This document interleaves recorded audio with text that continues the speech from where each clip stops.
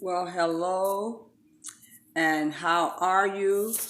And I think I'm going to put this up the right way. You've got your Omi Inca here live coming at you. How's everyone doing this evening? And this particular segment is a segment that continues on Words That Cast a Spell. Yesterday I was on talking about the new release of my two books. These are poetry books, epics, in other words. The one is Licensed to Preach. That has been written and it's ready to go out on the market now. And Words to Cast a Spell. Now, you know that I was completing my thesis and my statement paper for the effects that females have on African American male. That had to be formatted, so we're busy getting that formatted. But nevertheless, I'm going to be talking to you a little bit about how I write my poetry. And my poetry is written a little differently from most people. I do not just sit at the typewriter and start writing. I literally sit in a position of meditating. While meditating, I literally allow myself to go into a trance, and I play soft music that would help me get into a trance. And as I get into the trance, I would just let myself drift. And then, half awake and half asleep, I began to start writing. And whichever direction this particular meditation takes me in, that's what I write about. I don't particularly have a particular subject unless I pre-record earlier and record my sessions where if I had a thought or I had a connective sentence I recorded and I put it on my recording system, and then I play it back, and sometimes I start from there as my starting point, but never like a sheet of paper where I'm going to write down. I tried that method. It works for a while, but then you have to have other things where you have to have one sentence that draws you in to a particular topic. Like, for example, in my license to preach, I wanted to talk about all the things that were misleading to potential Christians and how we never questioned or even investigated, is this true? For example, the story of Jesus feeding with the 5 loaves of bread and feeding the thousands of people. I went and researched that, and after looking at a Discovery Channel and researching some of the actual archaeologists that wrote about Jesus, they indicated that Jesus could have never fed all these people on the mountaintop, and nor would 5 loaves feed the people. And I asked them, what is the representation of the 5 loaves? And during this time, they would use all types of cliches and comparatives to represent. Okay. Hold on. Hello?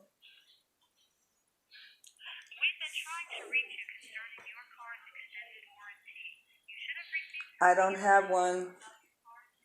Please don't call anymore. I don't have one. Sorry about that. Anyway, some of these particular Payshear writing, they would use similes and examples such as the 5 loaves. And these were the 5 Levites who were in training. And they were the one being fed the word and not necessarily bread or food. Jesus was feeding them the word, and they were the 5 Levites, not 5 loaves of bread. And there was a comparison done. And people took it literally as if Jesus was feeding large sums of people, but he could not have fed the people off the 5 loaves of bread. The thousands of people on the mountain, there was no way. These were people that were going through training and who were being fed the word. And in other words, people took it literally as if Jesus was feeding thousands of people with only 5 loaves of bread. That I actually debrief, and I debug that so that people can see, oh yes, that's what it was. And also you have to remember that Jesus was considered an earthly priest. because of his lineage with King David. King David being a king, he likened himself to be from the royal throne of King David.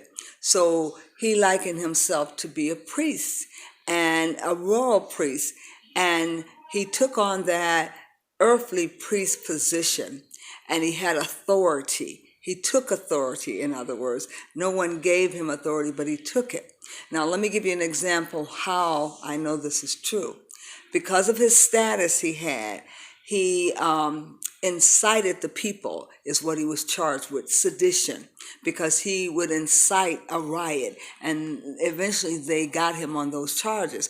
But Jesus thought himself to be a priest, and he had royalty because King David was his heir. Now, how in the world would somebody use this connection as King David being his grandfather, when in fact Mary did not actually have the baby by King David's son?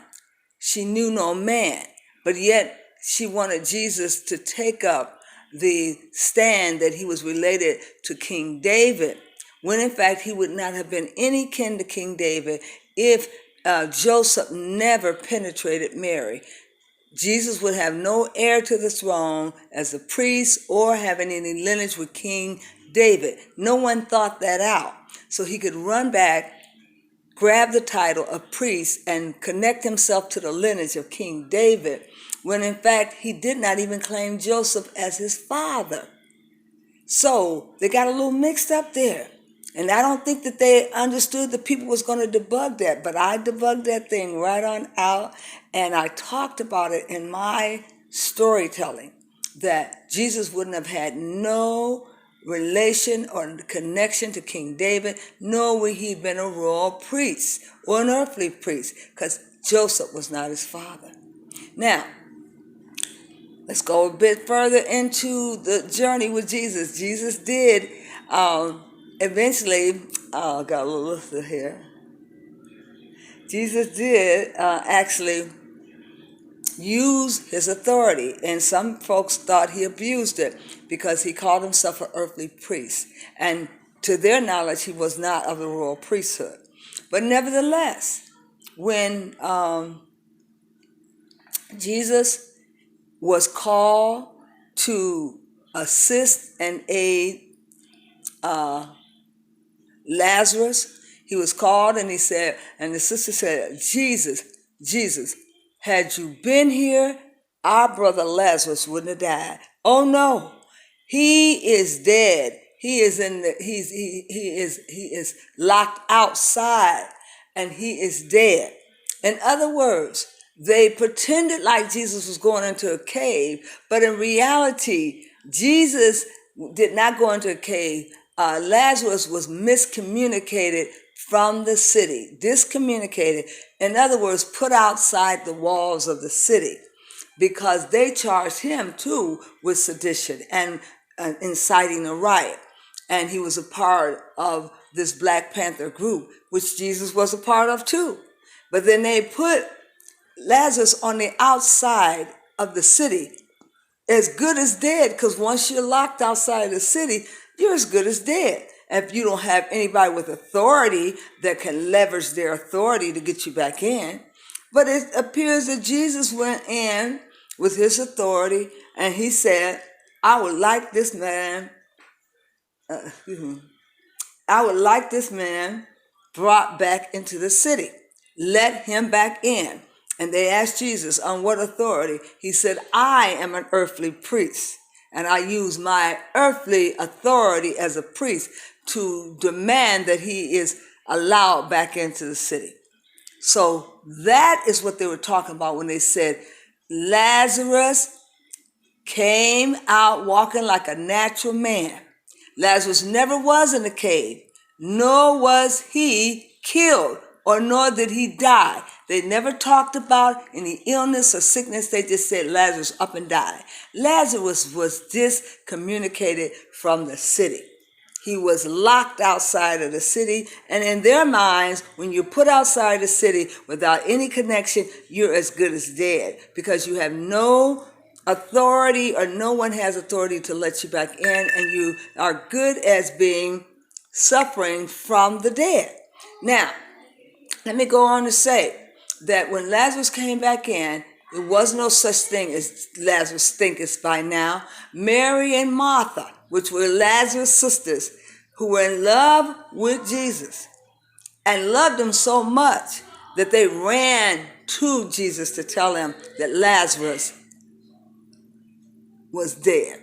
When in fact, when the two of them ran towards Jesus, in reality, according to their traditions and laws, no woman ran to any man unless she was beholden to him or one of the wives.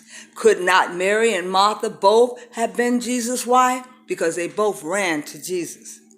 No one questions that either. The tradition of a woman having to have an interface before she interfaces with such a high esteemed man as Jesus. But they both ran to Jesus as if they were his wife. Now, when it goes on to talk about Jesus having this authority, Jesus had such authority in his mind that when all the priests got together and they had this special thing on the water, they laid out a jetty that they had to walk across in order to get on the other side of the boat. And only priests could walk on this jetty. Now, this is according to studies and research. This are not my words. You can go and check it out for yourself. It's on a Discovery Research, and you can go and look it up. Jesus walked across the jetty along with the other priests. Everyone was dismayed because only priests were allowed to walk across this jetty. And they looked at Jesus and said, "Oh no, Jesus too walks on water. How is it that he walks on water when he's not even a priest?" And they were shocked because they know Jesus was not a priest and had no business walking on this water. It wasn't that he walked on the natural water as if he was floating on top of air. No, he was walking on a jetty. Let's get that clear, please, people. Now, I also want to say that even the virgin birth of Mary, which is what I indicated the other day, the virgin birth of Mary, where she knew no man because Joseph was not the father of Jesus, she went, so they say, she went through a marriage with Joseph. And you can research this too. She went through a marriage with Joseph, and Joseph and her were married under a trial marriage. And back then, their marriages were done differently. They married under the condition of a trial to see how it worked, to see if it was going to work out. There was a dowry given, and that trial period was claimed under virgin stage, the beginning, the first initial part. It wasn't that Mary had a baby without a man. She was in the virgin stage of her marriage, and she was not supposed to get impregnated because it was a trial marriage. But she got impregnated during this period of the trial marriage, and that's why they called it a virgin stage, which was of her particular marriage, of a trial marriage. Now, because Mary could have never had a male child. Trust me now, do the research. All fetuses come here as a female. Every egg is born as a female. Only certain eggs are chosen to become a male child. And that male child can only be delivered here from an XY chromosome, which is a male chromosome. It doesn't come supernaturally like they wanted to claim. Mary couldn't have had that baby alone, and she had to have an egg. She had to have a fetus of an XY chromosome to produce a male.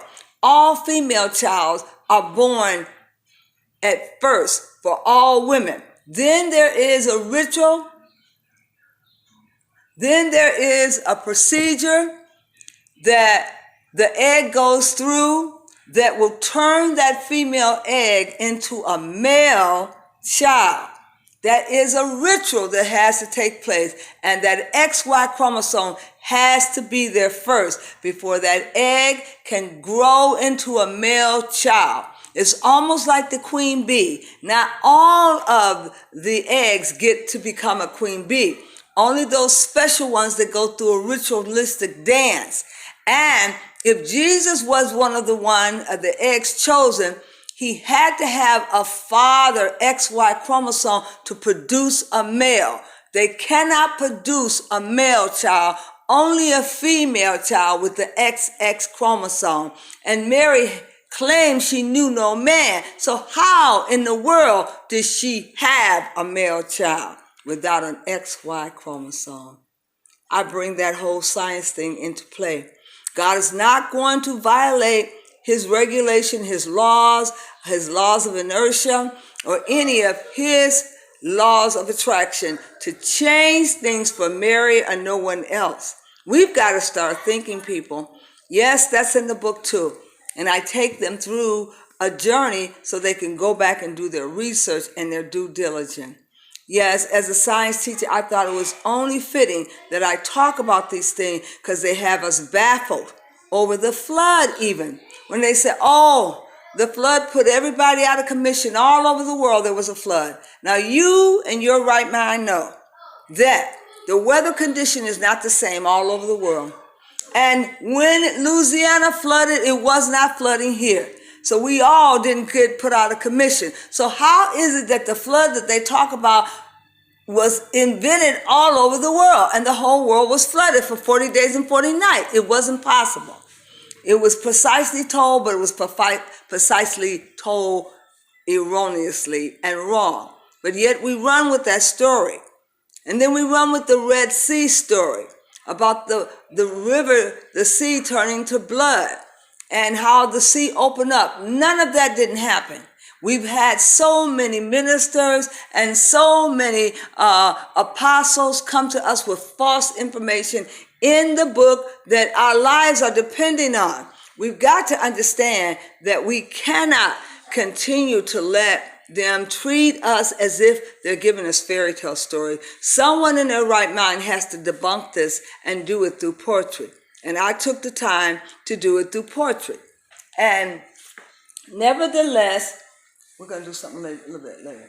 Nevertheless, I wanted someone to understand that don't just write about foolishness. Mary had a little lamb that flees with slight of snow, and everywhere that Mary went, the lamb was sure to go. We've got to write about things that are not nonsense. We're still reciting fairy tale. Even when I was teaching preschool and kindergarten, I didn't waste a whole lot of time reciting fairy book tale because I know that they were just somebody else's history. And somebody else had fed us information that wasn't going to do us any good. We had to talk about real truths. And when you talk about real truths, we have to talk about what is the Bible written for. Is it a story to African American? And is this story real that we're reading? Or is it a page share? Does it have allegorical stories in it? And it literally can happen to anyone. Now, we're going to try to get this light on up in here. Because my... I almost got killed. Oh, who's in number one?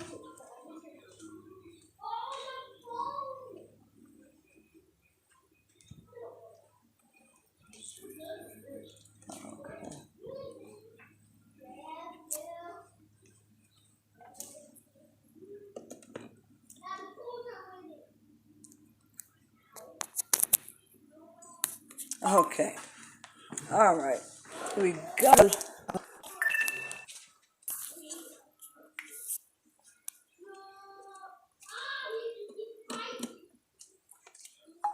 Okay.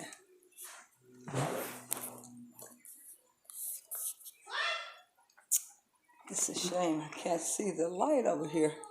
Okay, how's that light? Okay. All right. Why is it so dark over here? All right. I don't know if you can see. All right, here we go. And once again, the poetry is really written to help you to understand that you can take poetry from an epical position, or you can actually lay poetry out a little bit differently. And for me, it was important to lay poetry out a little bit differently. And with the license to preach, I incorporated the stories in it. And then sometimes I will add songs that I have actually written. The one that I talked about, Free, and you probably heard the story about Free, the slave girl on the ship who was molested, and how she was really hurt behind this. And I created the song Free. Free, free, free, free, free,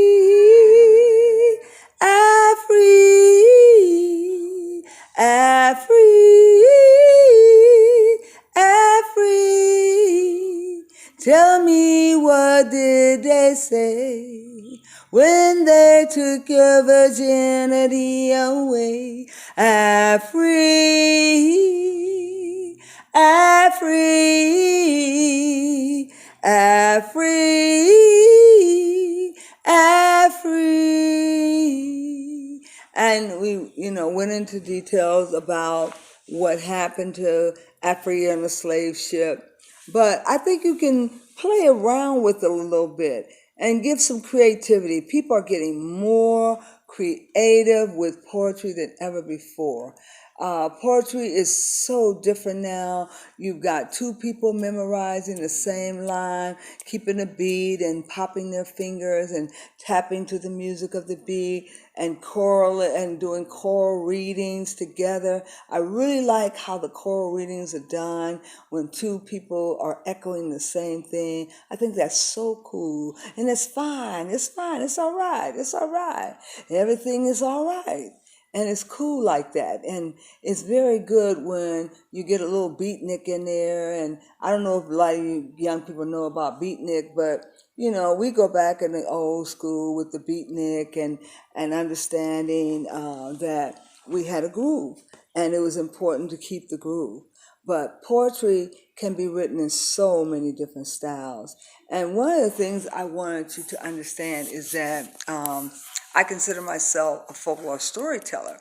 So I traveled with one of the great storytellers by the name of Teju Oluboni. And Teju Oluboni was an outstanding folklore who actually spent a lot of his time over in Africa learning traditional African storytelling. And he taught me everything about the gesture, the poise, the whole bit about keeping the beat and doing the stories. So I got to travel with this young man, and as he did his storytelling, I was defending my thesis on the African American black boys.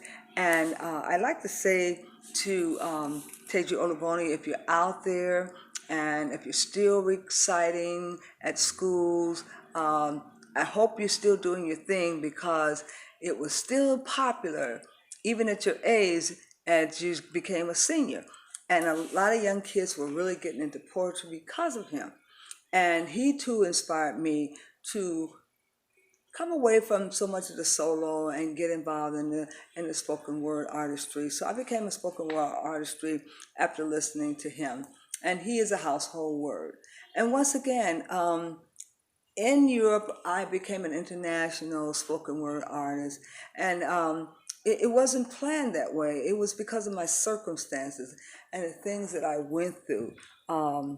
I was sort of forced into it because I wanted to talk about all the things that I was going through mentally, physically, morally. I wanted to talk about them. And the only way that I could fight back was through my literary poetry. And in writing the poem, I was able to tell the story, and I was able to throw firing darts at anyone that was giving me hell. And like I said, I wrote mostly about my personal loved ones first. For example, my brother, the medicine man, the doctor that holds healing in the palm of his left hand, the mild bedside, mild-mannered man that writes with the pen in the left palm of his hand. He's mixing up herbs and tinctures. And before any of you start any confusion, let me explain that he's only fixing up herbs and portion for those who suffer while they're under the weather. And I go into a little bit about who he is as a healer and as a medicine man. And I can be more personal because I know things about him that others don't know because I grew up with him from 3 years old and went through high school, elementary school, and high school with him. And he sat right there in my classroom copying from my paper. So I know enough about him to be able to describe him detail-wise. And not to mention my only two songs where I write about them, my little inspiration, my greatest motivation.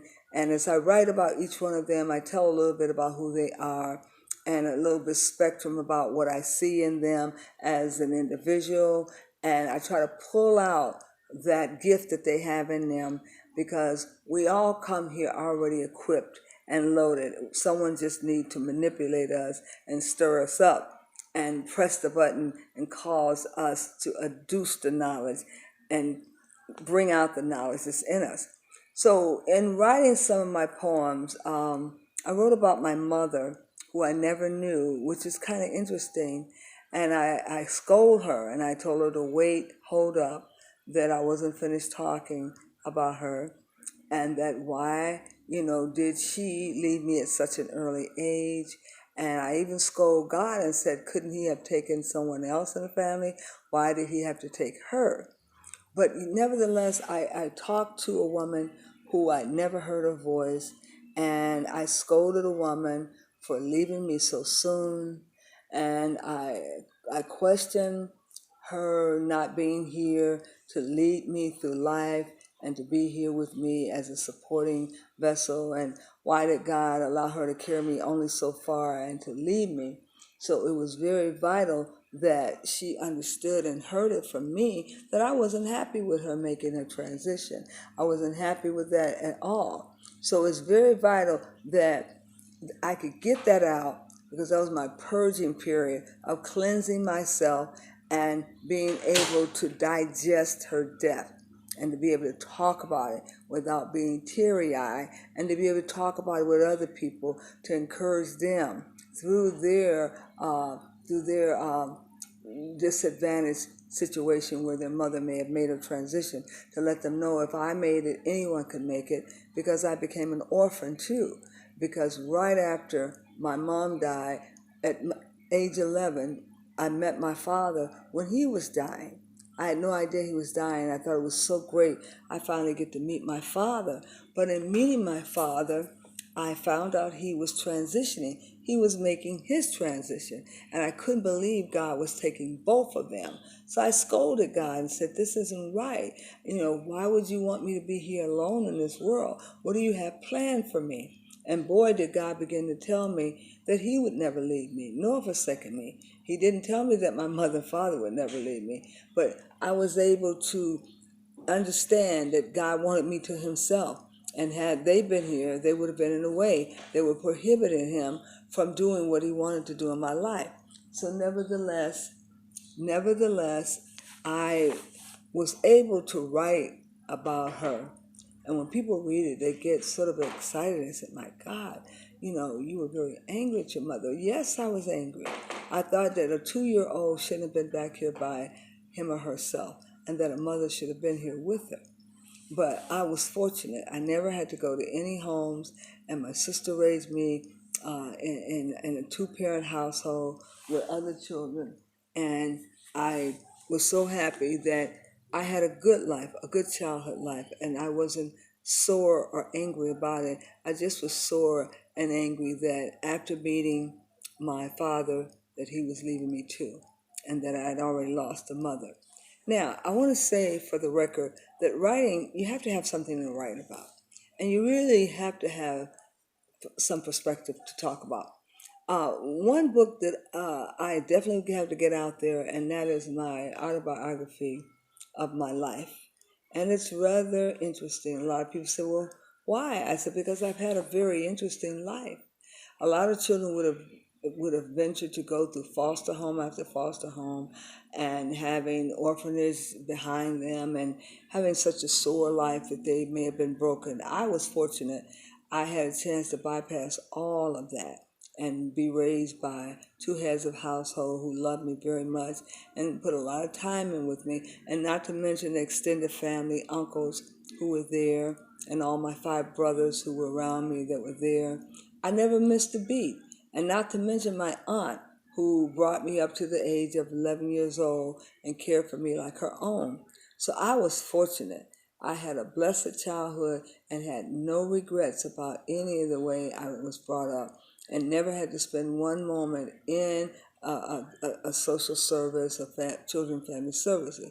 So I have not very much to complain about, but these are joyous things that I write about. My courting days, the time that I was actually betrothed to another man in exchange for dowry. The gentleman brought me all sorts of fabrics, African fabrics, and material to sew with, and a ring and money as a dowry. And he told me that I had been bestowed to him, and I said, "What?" And there I was in college, and I thought, why would I be bestowed to somebody and I'm in college? But nevertheless, those are good things to write about, and they shed some light upon my life and the path that I had. But talking about poetry again, let's get back on poetry. Now, Maya Angelou influenced me quite a bit, and Nikki Giovanni. I even tried to dedicate my last book to Nikki Giovanni and ask and tell Nikki it was just for her. And I performed online so I could perform for Nikki. So Nikki, if you're out there, I did a whole segment for you, and I want you to understand that I really love your style, and you encourage me as a senior woman to continue my poetry, even though I'm up in age and everything. Now, I want to say for the record, we have got to have cheerleaders, we've got to have mentors that encourage us. And I think Nikki is cool. She's got a lot going. She's still got a level head on her. She hasn't gone senile yet.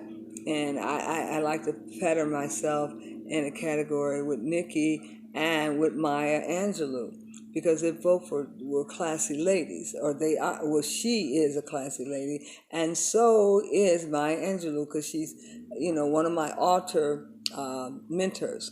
But nevertheless, I want to say that singing is grand, and I love singing.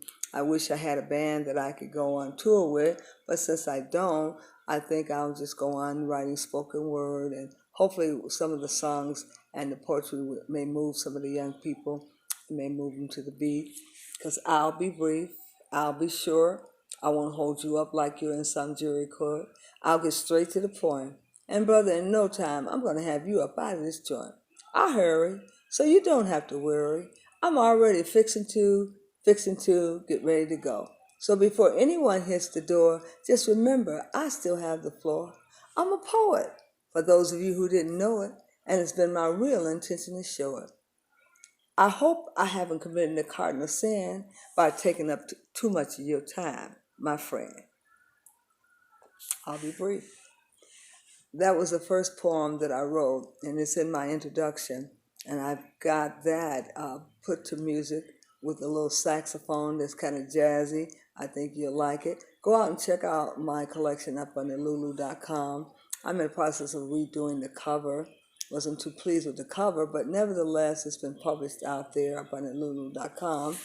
And that first collection is a collection of 36 poems, which I gave out demos of a special Christmas collection.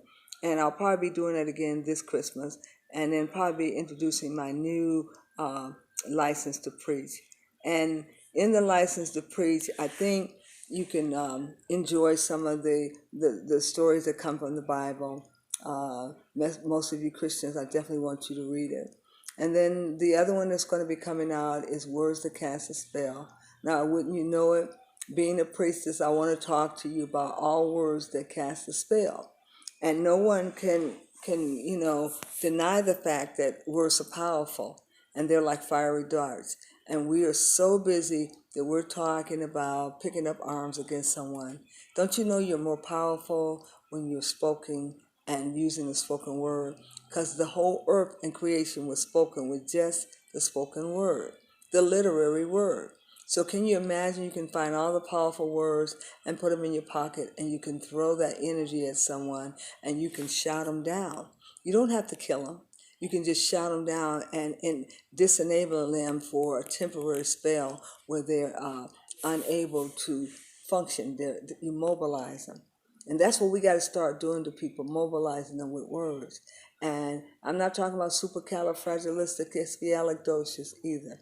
I'm talking about getting some of these medical words that I'm inventing in the medical terminology, using some of the words like scapula, using some of the words like sternum, using some of the words like temporal and occipital, and using these words to shout them down and to bring them to their senses and to their knees, because words are very powerful and they have authority.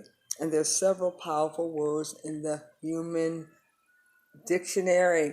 There's several powerful words that you can use that have to be retired. We retire some words and we add new words, but it's very vital for you to know that you can fight. Words will fight for you, and some words go on fighting for you. Just like the words of Dr. Martin Luther King, they were fighting for us, and we didn't know that some of those words were fighting words. He never had to pick up a violence disposition. He never had to even hit someone or strike someone. He used his powerful words to shout them down. But this new book entitled Words That Cast a Spell have been designed primarily to help young children to see that when you come to school with more than 5,000 words, you better make sure they're powerful, because your teacher is looking to see if you know the sight words. Can you come in there and can you unlock the syllables of a word? I'm teaching my grandson to read right now. He knows the power of words, and he feels so good about the fact that he can unlock the keys of the words. They're no longer held in secrecy to him. And as we as adults begin to advance our reading and start to do more reading, we'll see that we will become good writers. Those who become good readers eventually can become good writers. Now, if you got a lot to say, you want to be as simple as possible, and you want to make sure you talk about things that you have some subject matter on. Now, I talk a lot about family relationships. I talk a lot about love relationship. I talk a lot about intimate relationship, because that's what I know about. Being married over 46 years, I should know something about marriage and relationship.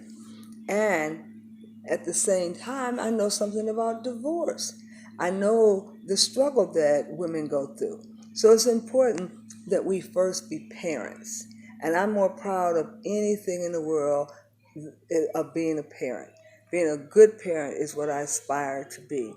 And being a good grandparent. And a lot of us could care less about our status as a parent. We go on to try to hover up these jobs, and we want to develop a career. A career was not always promised to a housewife. Your first job was in the home. And if your home is tore up from the floor up, I don't care what else you do, it's going to crumble.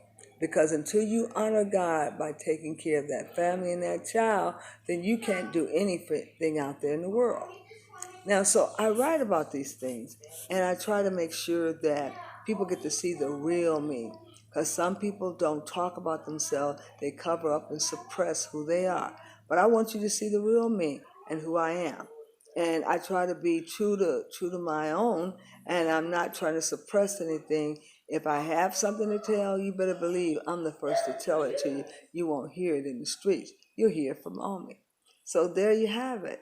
I'm the poet, Omi, the poet, and you can go out and read some of my poems on lulu.com, and shortly I'll have License to Preach out, and then Words to Cast a Spell will be following that. Now, also do look for my book on on the effects that females have on African American male. That book is completed, but we're formatting it and adding a few things to it. We do have the cover finished, so just be patient with us. I thought it would come out a little bit earlier, but we had to pull it back because I wanted to go back and make sure I, formatted it and changed a few things. So just be patient with us, and Dr. Jawanza Jufu has been talking about the conspiracy to destroy black boys. Do read his material and follow him, because I piggybacked off of his topic, and he's a friend of mine, and I've worked with Dr. Jawanza Jufu, and he knows that I'm writing the book, and I'm sure he's waiting patiently for the finished product to come out. It'll be out soon. Don't worry, we will be talking about how we can set up these parent resource centers. And parents, don't forget that I am featuring a course in foundational science, and that is foundational science, medical terminology, and anatomy. I'm urging more women to get into the allied health profession and the STEMS program, which covers the science, technology, engineering, and math. But you definitely want to learn about coding. Now, this evening, I'm going to be featuring a session on Little Bits, those young children who learn how to code through blocks. And I will have my grandson with me, helping me to tell the story. So do come back in and feature the show. Maybe about around 7 or 8 o'clock, we'll be coming on and talking about the little bits and why it's necessary to get young children coding. So do follow me.